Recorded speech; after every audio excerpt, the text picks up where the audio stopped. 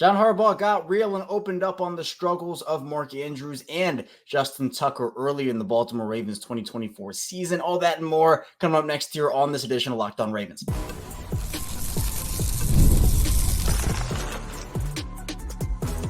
You are Locked On Ravens, your daily Baltimore Ravens podcast.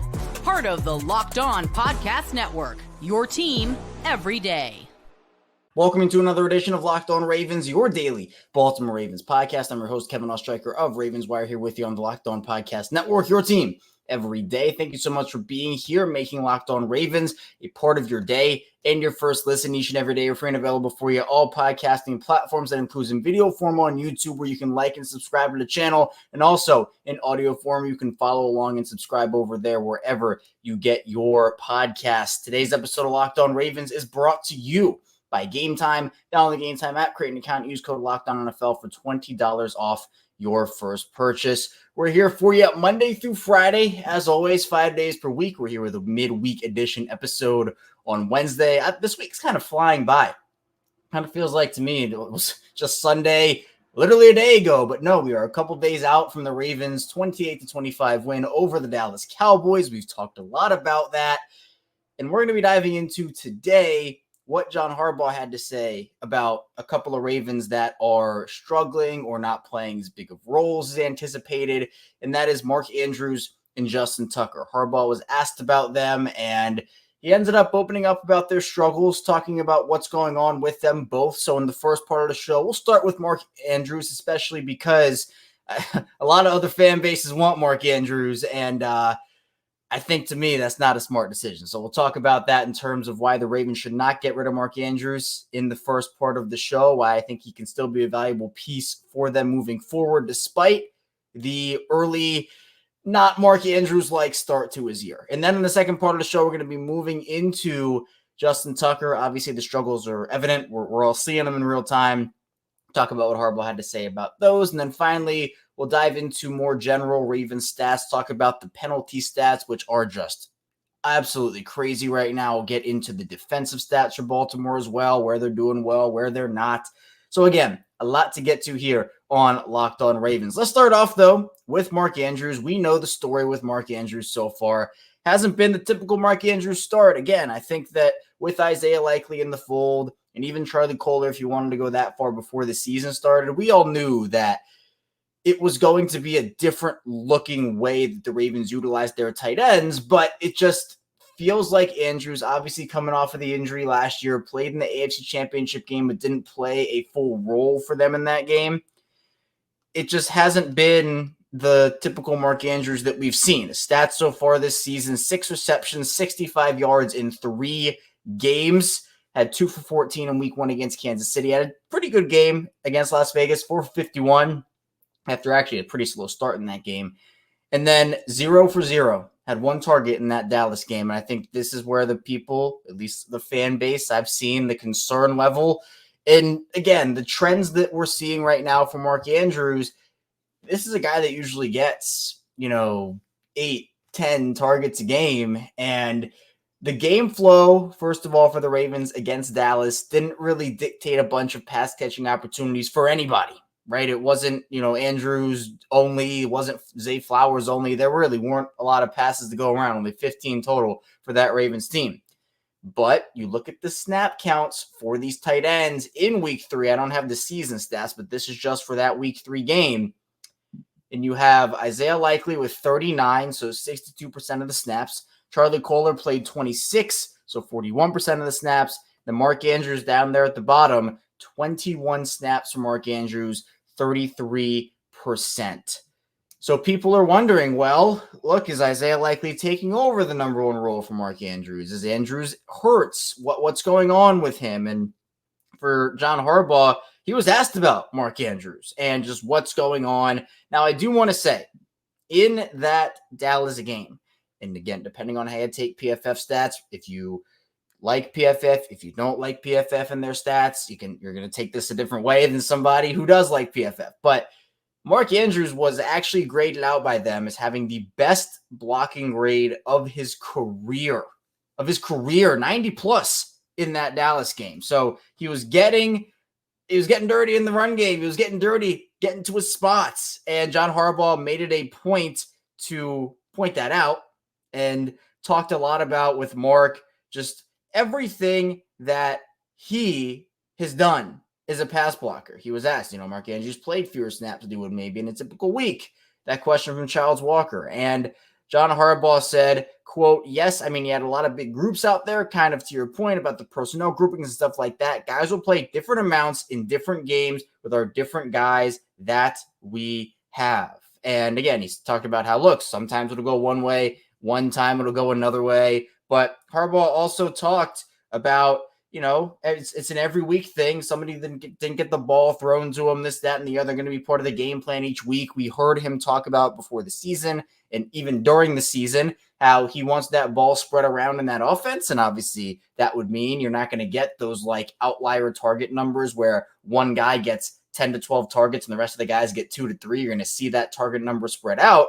But Harbaugh also said Mark did what he was asked to do in the game, and it just turned out that way. It wasn't that he wasn't on the pass routes. He could have been throwing the ball, just didn't come his way. The blocks came his way. He was out there blocking those guys, and he did a great job.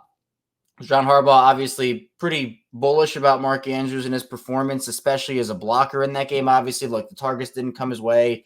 The catches obviously didn't come his way, and I know because I invested a lot of stock in Mark Andrews in fantasy this year. So, it's kind of like a double whammy for me right there. But, John Harbaugh couldn't stop talking about Mark Andrews in his block, saying that he might have had 3 or 4 pancakes in that game, as he likely was doing that. The receivers had their best blocking game in a long time. So he was very complimentary of Mark Andrews in that role. Now, you look at Mark Andrews in his contract and you're saying, well, if you're paying him to be a blocker, you're probably paying him a little too much money in that regard. I think, people looking at the contract, they're putting out the details. And if we want to go that far and we want to look ahead, because I know some people do, so I'll bring the stats up. If the Ravens were to move off of Mark Andrews in the offseason, this upcoming offseason, I believe they would save $9 or $10-ish million against the cap. His cap hit would be $16 million. And his base salary would be $7 million. So I'd have to calculate the numbers. I'm not exactly sure on that, but I believe, at least what I was able to calculate, it'd be about a $9 to $10 million cap savings. So, take with that information what you will. But to me, he shouldn't be a guy, because I've seen other fan bases, right? I think the Colts were a fan base that was trending for Mark Andrews, about the fan base saying, oh, well, hey, you know what? Go look at Baltimore as a potential. Are they getting rid of Mark Andrews deal over there? I don't think Baltimore wants to move Mark Andrews. I don't think Baltimore will move Mark Andrews. I don't think Baltimore should move Mark Andrews. He gives you so much in this whole narrative that he's washed and all that. I don't personally buy into that. I think that they're just using guys differently. And for Andrews, it's just not going to maybe be he's getting all the targets, because that's what it's been. It's been a Mark Andrews ever since he came in the league in 2018. This has been a 6-7 year thing for Mark Andrews, where he's just dominated target share in Baltimore for all of those years. Maybe one guy's up there with him, obviously like a Marquise Brown or a Zay Flowers, but this has been, in this passing offense, Mark Andrews dominates those targets. And so the message has been a bit different this season. They're moving the ball around. They didn't throw the ball a lot against Dallas, and Harbaugh kind of said as such, where it's like the game flow and the game script didn't really dictate that. He was out there on those routes. Is Andrews the same player he was his second, third season? He's not like old. He's not 35 years old. He's not approaching Travis Kelce and everything that's going on there. Look, by the time his contract starts next season, he'll be 29.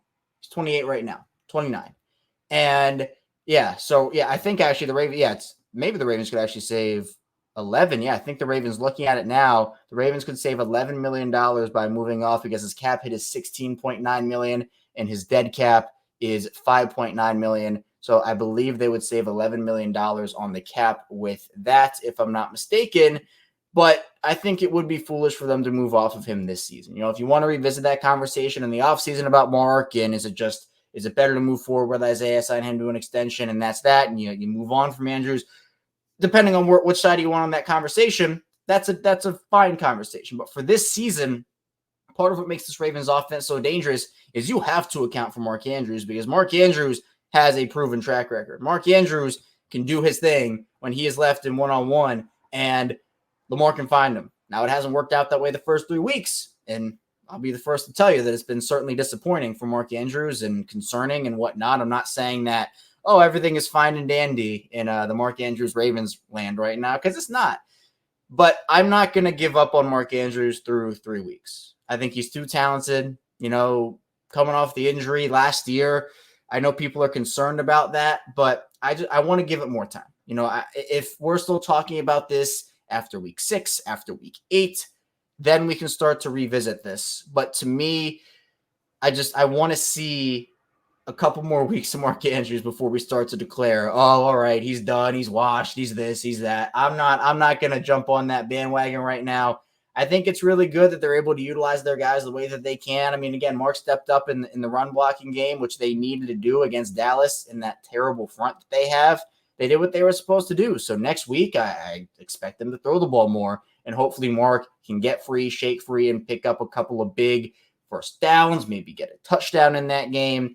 So look, I mean, it seems like there's no concern from John Harbaugh there. I mean, look, he got real in the fact that, all right, yeah, the ball's going to go to different players, but again, not everything is necessarily fine and dandy right now in the Mark Andrews land. I hope that we're able to see some more from him moving forward. But coming up, someone else that a lot of people would like to see more from moving forward is Justin Tucker. So we'll talk about what John Harbaugh had to say about him, what's going on with him, the stats behind it, and a lot more. Stay tuned, plenty to talk about here on Locked On Ravens.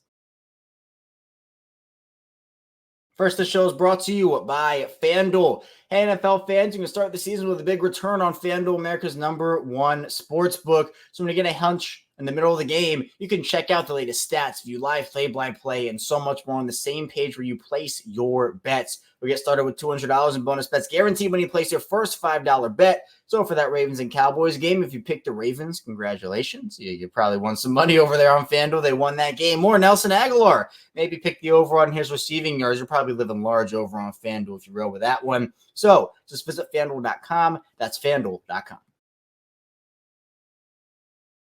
We're back for our second segment, Locked On Ravens. Kevin Oestreicher still here with you on this midweek edition of the show. Really appreciate everybody for tuning in today, making Locked On Ravens a part of your day and your first listen each and every day. We're building up awesome communities here on Locked On Ravens, and the YouTube community just hit 8,000 subscribers. We're growing so fast on the YouTube channel. So if you want to like and subscribe on YouTube, would really appreciate that. Our next goal, obviously, is 9,000. And in the audio form, we've just been going up and up and up on that as well. So appreciate the audio listeners as well, of course. So depending on if you want to watch, listen, it's the same show, both audio and video. You're not missing out on any of our content. We're 5 days a week.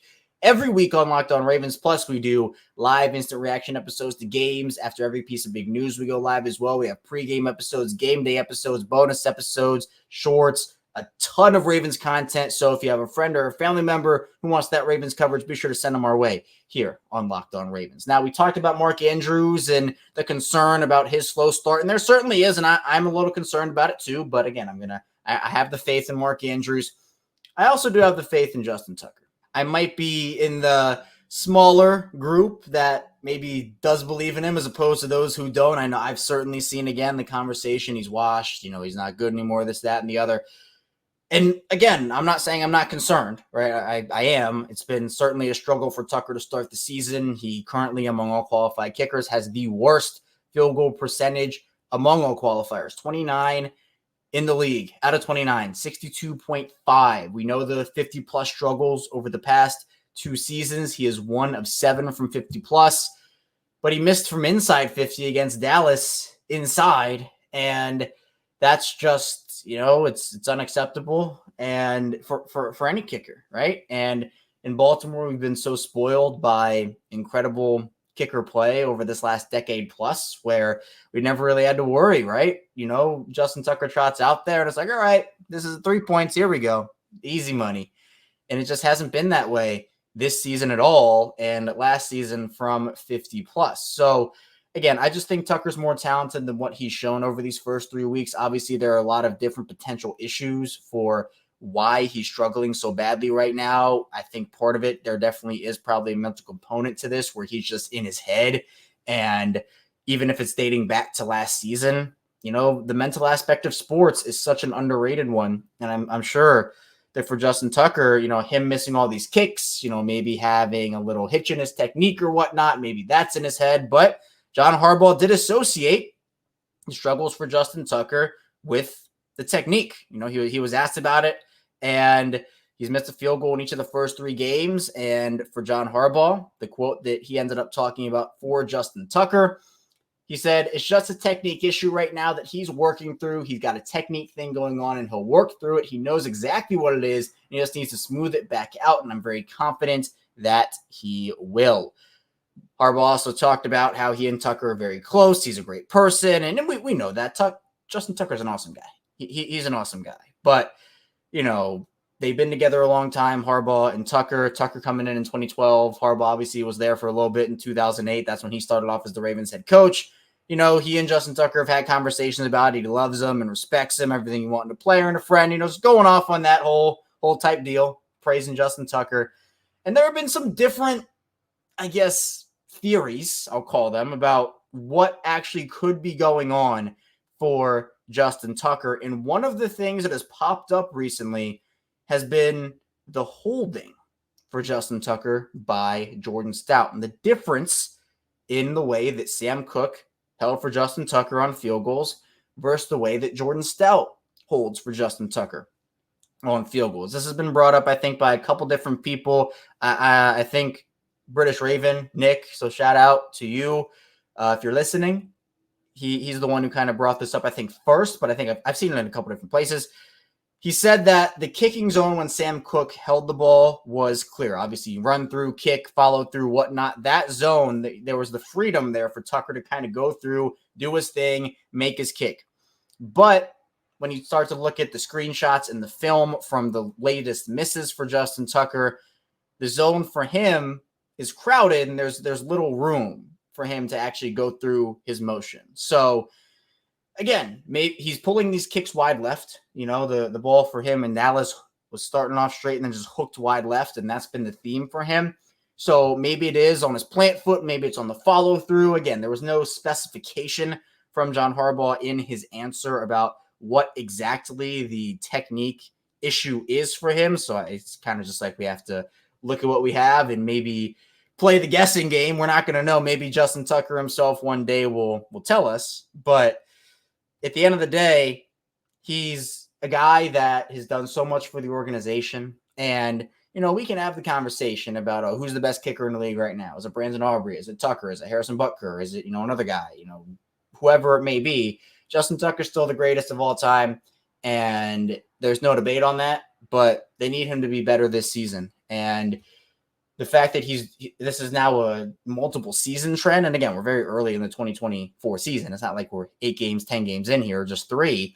But if this continues, with every week this goes on, because week 1 was like, okay, that's tough, but hopefully he bounces back. Week 2, it's like, okay, hopefully he bounces back. Week 3, it's like, okay, all right. We're starting to hover over that panic button a little bit. Again, I still have confidence he can bounce back. Maybe it's not the Justin Tucker that we're accustomed to, right? Maybe there's a little more of the guessing game of whether the ball actually go through the uprights or not. Maybe we have to play that a little more. But you know what? After all the years we've been spoiled here in Baltimore of just having incredible and impeccable and honestly close to perfect kicker game from Justin Tucker, if this is the time where it starts to fall off a little bit and he's not necessarily perfect, but good, then okay. It's definitely tough, but it is what it is. We see this with everyone. And again, we could be talking again in 5 weeks, 8 weeks, and we could be saying, man, remember when Tuck struggled early in the season, but he's been on a heater lately? Or we could be talking about, hey, it hasn't really gotten better, and it's a huge issue, and maybe they're losing games because of it. It could go either way, but for now, we're still early enough in the season where I'm going to trust the guy and his resume and the fact that if it is a technique thing, as John Harbaugh says, he'll be able to work it all out. But John Harbaugh also talked about how Randy Brown, the special teams coach, or one of the special teams coaches over there, does a great job, coaching the part of it. And he wants to understand the technique as well. Harbaugh's a special teams guy, right? Harbaugh came into the Ravens head coaching job as a special teams coordinator. So he's working with Tucker. He's trying to figure things out, call Justin a pro, and he has belief in Tucker. And so, again, I know, look, I can obviously tell what the mood is right now in Baltimore and Justin Tucker. It's concern, and I'm with you. I'm with you on that. But, again, I'm going to choose to believe the guy's resume so far because we're not uber far into the season. The 50-plus thing, that's one thing, where that's more of a thing of I'm not expecting perfection from Tucker there anymore. Because it's tough. We've been spoiled with that. How many teams over the last decade plus, or in any decade span, have had a kicker go out there for that long and just be nails from 50-plus? Never. Never. Aubrey's awesome, right? Aubrey's an incredible talent, and honestly, it's really fun to watch him kick the ball, right? But he hasn't been doing it as long as Tucker has. And so while Cowboys fans are kind of experiencing what Ravens fans have had in Justin Tucker with Aubrey, Tucker's been doing it for so long. So, again, it's definitely been tough to watch him struggle. It's definitely a concern point for me. And everybody, including myself, is just hoping he can get back on track. Coming up in the final part of the show, we'll continue talking about some of the trends surrounding Baltimore as their season continues heading into Buffalo in Week 4. That game in Baltimore, a primetime bout with the Bills. We'll talk about their defense, the penalties, and a lot more. Stay tuned, plenty to talk about on Locked On Ravens. First, the show is sponsored by BetterHelp, and there's still a lot of things that I would love to learn. Sometimes as an adult, it can be a little difficult to make the time to learn new things or even things that I knew but were lost in childhood. And kids are always learning and growing, but as adults, sometimes we lose that curiosity. And maybe you want to learn gardening, a new language, maybe how to finally beat your best friend in bowling. Therapy can help you reconnect with your sense of wonder because your back-to-school era can come at any age. And therapy has so many different benefits, from learning positive coping skills, how to set boundaries, to empowering you to become the best version of yourself. Plus, it isn't just for those who've experienced major trauma. It's for everyone. Everything is starting therapy. Give BetterHelp a try. It's entirely online, designed to be convenient, flexible, and suited to your schedule. All you have to do is fill out a brief questionnaire, get matched with licensed therapists, and switch therapists anytime for no additional charge. Rediscover your curiosity with BetterHelp. Visit BetterHelp.com/LockedOn today to get 10% off your first month. That's BetterHelp, HELP.com/LockedOn. We're back our final segment of Locked On Ravens. Kevin Oestreicher still talking with you here on this Wednesday, leading up to Baltimore's primetime matchup with the Buffalo Bills, and obviously Baltimore coming off of that win against the Dallas Cowboys in Week 3. Appreciate everybody again for being here on Locked On Ravens. If you're an everyday, you listen to the show every single day, really appreciate your consistent support. If you're new to the channel, welcome in. Hopefully you stay a while, and if you're somewhere in the middle, welcome back in. The Ravens have a lot of trends they have to fix, they have to clean up. They also have a lot of trends that have been working in their favor. If we're being honest, I think there are a lot of concern points, but every team has things they can fix. But for the Ravens, there are a couple of glaring ones. The first one being the penalty numbers for this team. Now, let me preface this by saying not every penalty the Ravens have been docked for has actually been a penalty. I know. You're probably shocked. You're probably shocked. I was too. No, I'm kidding. The refereeing has been bad across the entire league this season. The Ravens have had multiple just huge calls called against them that were in no way, shape, or form anywhere near being close to a penalty. But I guess it all counts the same in the stat book, and there's no context provided to these penalties. It is what it is. So hopefully Baltimore can get a better whistle moving forward. But the penalty stats in general, you would, at the end of the day, hope that it would get a little better for this team. Now, the stats behind it, we're going to read out because it is kind of crazy. I actually miscalculated it at first. I thought that it was a lot worse than it actually was. Still not great. But Baltimore ranks last in the league in penalties against total and penalty yards against total. 31 penalties called on them, including obviously 13 in Week 3, 11 in Week 2. They also have 278 penalty yards, which is absolutely crazy amount of penalty yards. But in terms of the penalties that have been called that have helped the Ravens, penalties for, they're tied for 26th in that category with only 15, and they are number 30th in yards for with 105. So when you talk about the net penalties, they rank last in the league in net penalties with minus 16 and last in the league in net penalty yards with minus 174.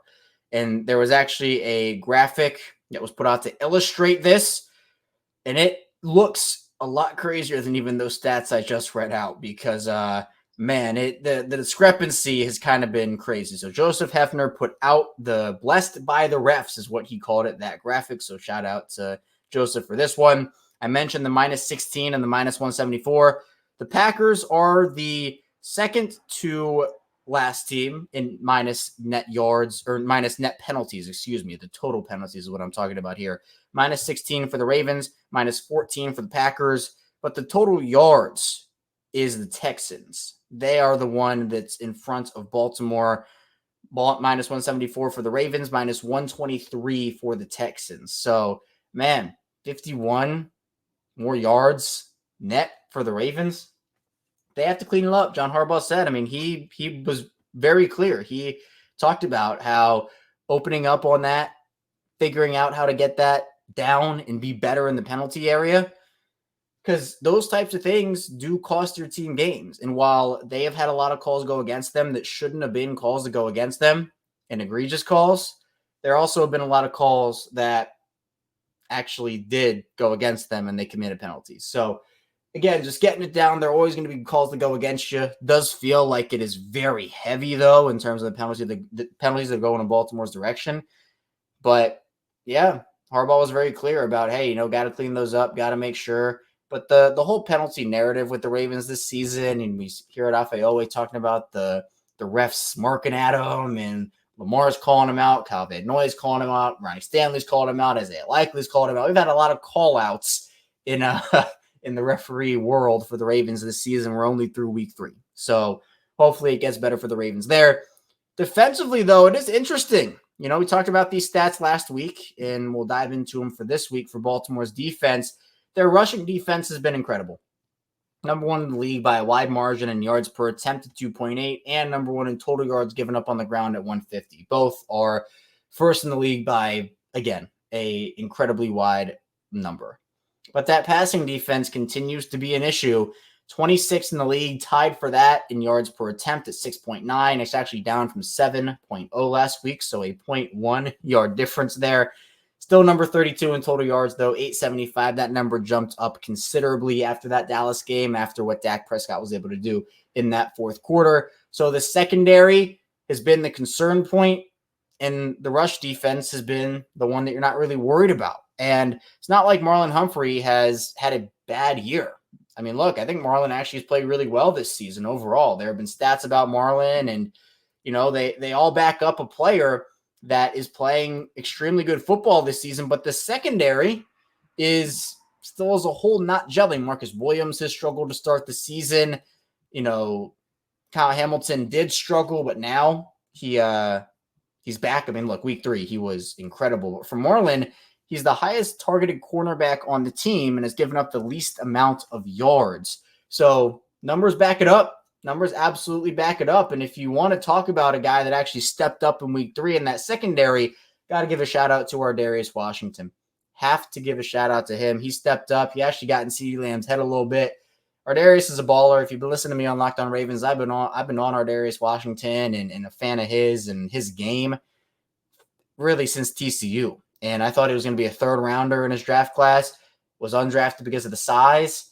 And, the Ravens got a steal. The Ravens were able to scoop him up. And, again, injuries have kind of derailed his early career a little bit. But when he's on the field and gets opportunities, he's a heck of a player. So it's just about the secondary gelling together. Harbaugh was very vocal about the pass rush and the secondary not necessarily being timed up together in the fourth quarter and late in games. Maybe part of the reason why they brought in Yannick Ngakoue to their practice squad. By the way, corresponding move on that one was they released Joe Evans. So promising undrafted rookie, now a free agent. We'll see where he lands, but Ngakoue officially on the practice squad now. And then you look at the AFC North standings through 3 weeks.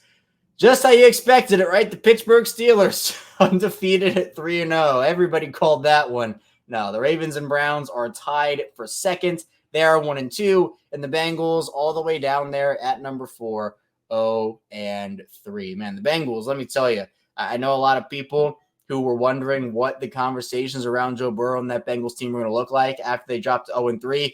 Joe Burrow got eviscerated yesterday, eviscerated in the national media, and everybody was all fired up about it, saying, what, Joe Burrow, it was the defense. It was the defense. And I'll tell you, yeah, it was, but guess what? Lamar Jackson's been having conversations had about him like that for his entire career and being blamed for things that were not his fault. So welcome to that world, I guess, is what I'll say about that. So Cincinnati's 0-3, Baltimore and the Browns tied for second, and then Pittsburgh up there in first place with that 3-0 record. That's all I have for you here today, though, on Locked On Ravens. Thank you so much for tuning in today. Coming up tomorrow, we'll be back continuing to preview the Ravens in their Week 4 game with the Buffalo Bills. And, of course, more Ravens content. So be sure to stay tuned for that. Be sure to like and subscribe here on YouTube in audio form as well. And I'll see you right back here tomorrow on Locked On Ravens.